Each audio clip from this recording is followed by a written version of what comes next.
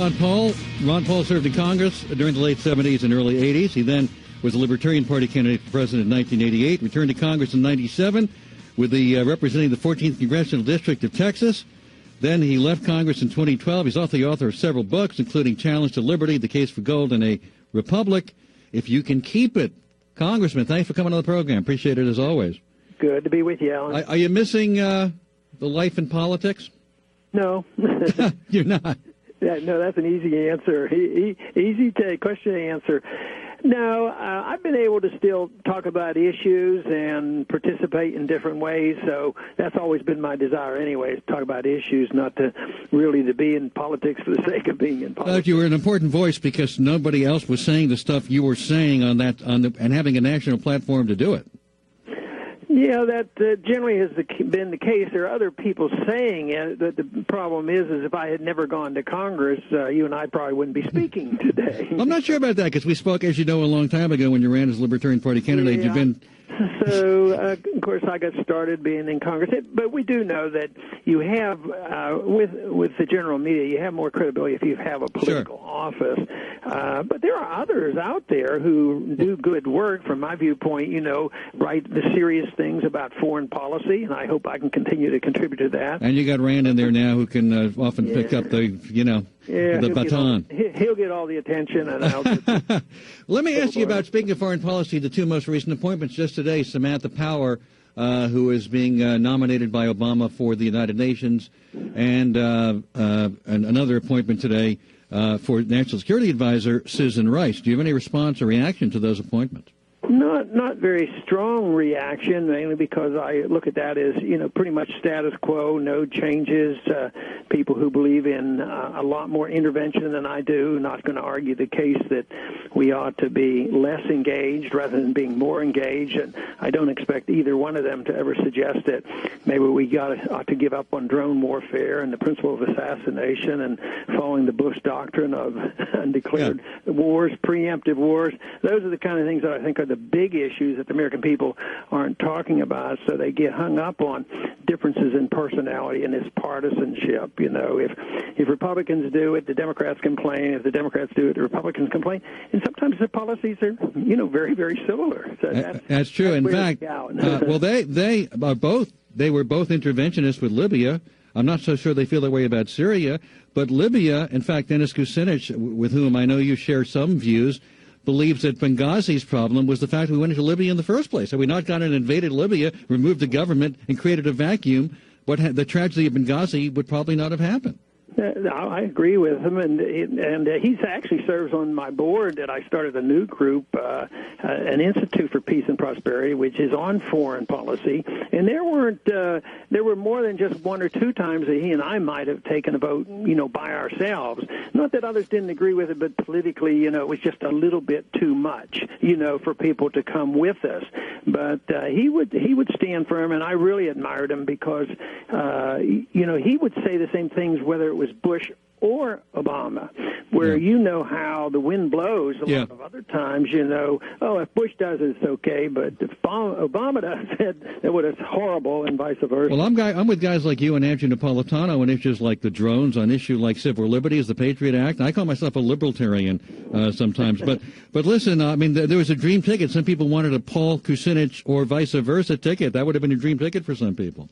Well, that might have gotten a little bit of attention. Maybe the media would have been forced to give us a little bit of time. Let me ask you about what's going on with the IRS scandal. I know you'd like to do away with the IRS, but even if we had a flat tax or if we had what's called a fair tax, you'd still need an agency to implement it. So what is the ultimate answer? And do you think it goes as far as the White House in terms of level of involvement in directing them to go after particular groups? Yeah, I think it always goes up. They pretend it doesn't, but it's a bipartisan deal. It's been going on for a long time. It happened with Roosevelt and Nixon, and all of them have participated to punish their enemies. But on the tax things, you're right. If you had a flat tax, somebody's going to be checking you. There's still going to be an IRS coming around and doing things, and and how are you going to deduct and decide what your real income is? So I've never really gotten involved a lot in the minutia of debating what kind of a tax we have, although I had a very strong position. I thought the income tax was horrible. We don't need it. We didn't have it for a long time.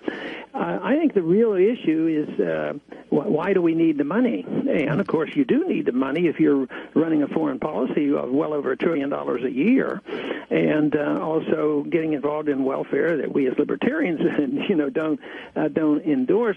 So that means the spending is the problem. That spending has to come out of the marketplace, and therefore politicians make the decision. But I say the spending is the tax, because governments then can tax us, but there's a limit. What if they taxed us for all the government that we're getting now, and they raise taxes by $1 trillion? I don't think anybody is advocating that. So then they have to borrow the money, and there's a limit to that, because that'll push interest rates up. So then it's back to, well, what else can we do? How can we fool the people even longer? And that's when they print the money, and that's where we are today. So the people pay, and I think we're on a regressive system because the people who suffer the most, and I think even the Fed statistics now show that the middle class have really suffered in these last 5 years. They haven't recovered like the banks have recovered. So when you print money, the middle class suffers, the prices go up, and they lose their jobs. So I think the system that we have today is a taxing system on the middle class, and the middle class is getting much poorer. Do you prefer a flat tax or a fair tax? Well, I like the idea of flat and fair, like zero. well, zero tax, but that's certainly not realistic. But well, only, there was a time when we didn't have it. But my promise when I was in office and campaigning was that I would always do whatever I could to reduce the power of the IRS and reduce your taxes. So if it's a fair tax, which is a sales tax, it's unfair to some people. So there's nothing fair to retired people if you have that. Uh-huh. And flat taxes, what if they, give you a flat tax and you get a 62% flat tax and you have no deductions and no way you can whittle that down a bit.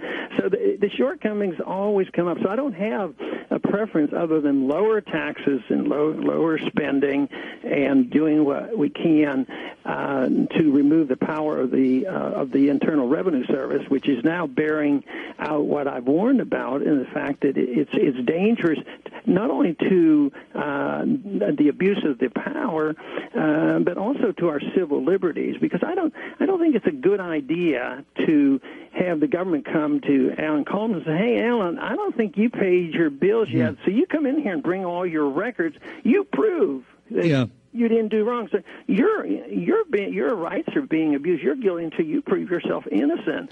So I sort of have to chuckle a little bit to getting these IRS agents on the defensive. But you know who's paying for their attorneys? You and I are paying for their attorneys. So how would you handle this in D.C. if you were able to make these decisions? How would you handle this issue with the IRS? You mean the corruption? Yeah. Abuse. Well, you just have to do your very best to have the best appointments that agree with you on the same philosophy and start from the day one to try to root it out and prevent it from happening. And the second you find out it happens, find out who did what and when and fire them quickly. We're not going to do away with the IRS, so we're not going to do away with the tax structure, but is there what is the right, are there right amounts to tax us that still pay all the bills? But your answer, of course, reduce government to begin with, but that's not happening, so you can't. It's hard to answer that question because you've got to be able to reduce the government to the level you'd like it to see in the first place in order to get the tax structure you want. Yeah, you do, and you're right.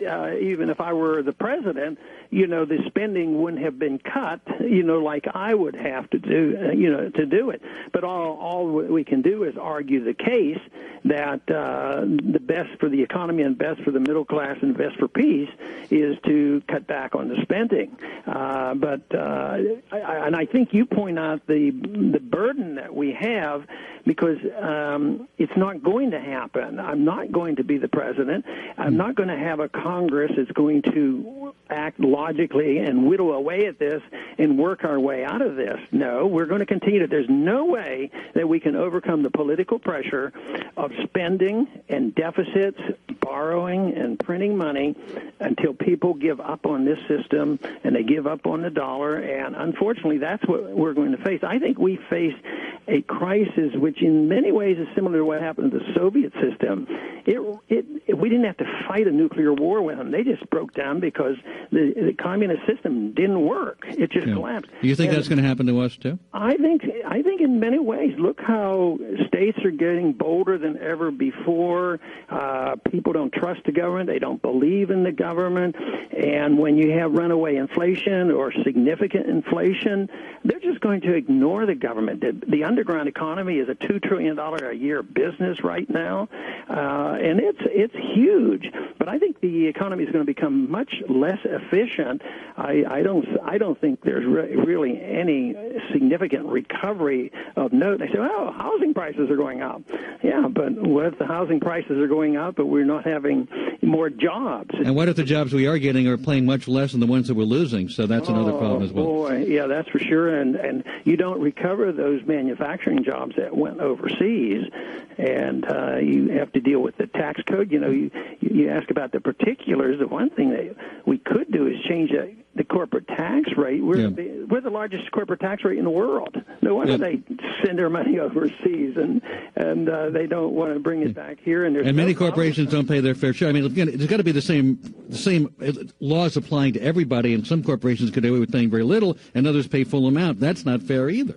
No, with tongue-in-cheek but halfway serious, my very first political talk I ever gave in 1974, I said my solution was that taxes should never be higher than 10%. Our churches don't ask us for more than a tithe. Yeah. So why do we think more of our government than we do of our churches? But that didn't fly. Ron Paul is our guest. Just one more thing I want to cover with you, if I could, which is that, speaking of not trusting the government, this issue having to do with the Associated Press and James Rosen of Fox News, with the Attorney General went and offered a subpoena in order to get and called James Rosen the co-conspirator, and went after the AP to get records claiming they may have breached national security. The issue of freedom of the press, of course, now the feeling is that that's being compromised by this administration. Should Eric Holder resign as a result of some of these issues? Well, if he doesn't resign, he should be fired, because I think he was in charge, and of course he's dancing around how much direct responsibility he has. But no, he shouldn't be in that office with what's going on. But we shouldn't have this president. We shouldn't have Bush president when they decide that you can start preemptive wars. There's so much of a mess. They said, well, should we impeach the president and solve our problems? Yeah, but you'd have to impeach the whole Congress. Have you called for Holder to be fired up before now? No. But do you think he should be fired? Well, I mean, you asked me about it. No, I don't go out. That isn't my thing. I try to divorce it from the personalities. Of course, talk shows and news items are always more exciting. Well, I mean, I understand that, but again, this is no. I'm not going to write an article this week, nor did I write one last week of why these guys should be fired. I want to change people's minds and attitude, and why we might have a foreign policy even you and I can agree on. Sure. Well, look, I agree with you a lot on foreign policy. I don't think we should go into. So I want to emphasize that. So if you concentrate on the partisanship of taking somebody and impeaching them or kicking them out of office, I think it really misses the point about the business cycle. See, we do well in civil liberties and foreign policy, but you and I someday, I would love to find out if there's what we agree with on economic issues, and what you think of the business cycle, and if you disagree with my observation of the business cycle, why is that case? And I do have these conversations with Dennis Kucinich. Yeah. We talk about this, and we have our friendly disagreements. Yeah, well, I'd love to sit down with you when next time you're in New York. I'd love to have you in our studio and talk to you for a greater length of time, if possible. But it might happen someday. Always love seeing you, and I love to have you on the show. Thank you. And I know I'm not looking to get you into a personality conflict with anybody, but I think it was a fair question, and because Holder and what his future is a big issue now nationally. So it is, and that's what politicians are supposed to deal with. How do you solve it? What do you do? Get rid of them. All right, Dr. Paul, thank you for your time. Appreciate it as always. Very good.